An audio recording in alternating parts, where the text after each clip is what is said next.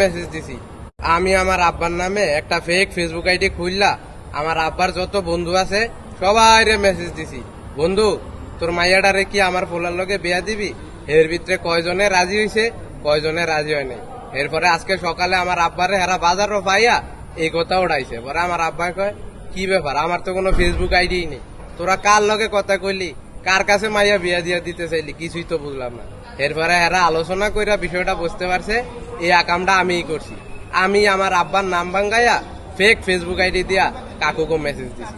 এরপরে আমার আব্বাই সহ বাকি এর বন্ধু বান্ধব যতজন আছে এরা সকালবেলা আইয়া আমার এই এনো বাইন্দা রাখছে।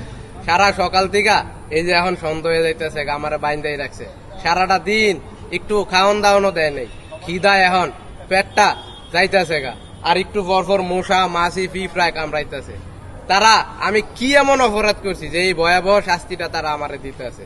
তাগো আমার এক কাকুর একটা মাইয়াই তো বিয়া করতে চাইছি, হয়তো বা আমি সরাসরি চাই নেই, আমার আব্বার নামে ফেক ফেসবুক আইডি খুললা চাইছি।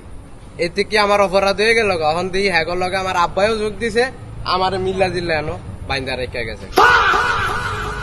আমি আমার